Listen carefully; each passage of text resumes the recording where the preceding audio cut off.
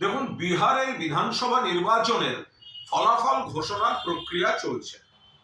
তো এখন এ বিষয়ে চূড়ান্ত কোনো মন্তব্য বিশ্লেষণ করার কোনো সময় এখনো আসেনি। প্রবণতা হয়তো স্পষ্ট, কিন্তু আমাদের সর্বোচ্চ নেতৃত্ব খতিয়ে দেখছেন।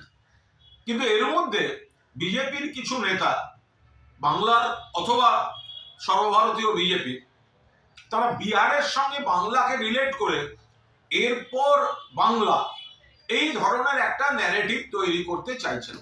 খুব স্পষ্টভাবে বলে রাখি, বিহারের ফল যাই হোক, দয়া করে কোনো কষ্টকল্পিত তুলনা বাংলার সঙ্গে করতে আসবেন না।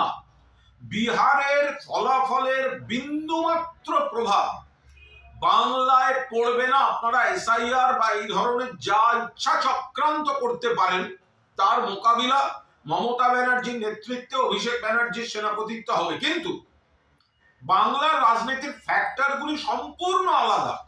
এখানে উন্নয়ন, এখানে বাংলার সম্মান, বাংলা ভাষার সম্মান, পরিযায়ীর প্রতি চূড়ান্ত অপমান বিজেপির, তাদের অধিকার রক্ষা, বাংলার মানুষের বৈধ ভোটারদের অধিকার রক্ষা, কেন্দ্রের টাকার জন্য বঞ্চনা, প্রতিশোধের রাজনীতি।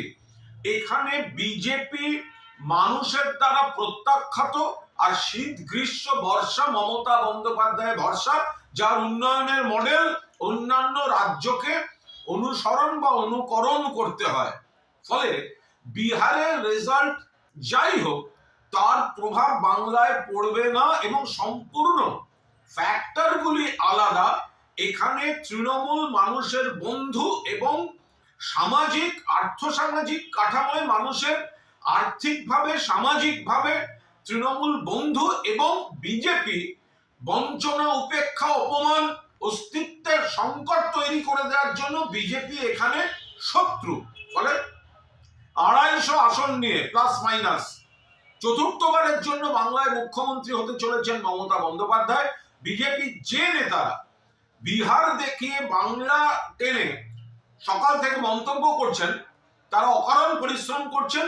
বিহারের সঙ্গে বাংলার ফ্যাক্টরগুলির মিল নেই এবং বিহারের নির্বাচনের কোনো প্রভাব বাংলায় পড়বে না। বাংলায় তৃণমূলের পাশে মানুষ ছিলেন, আছেন, থাকবেন এবং বিজেপি এখানে প্রত্যাখ্যাতই থাকবে।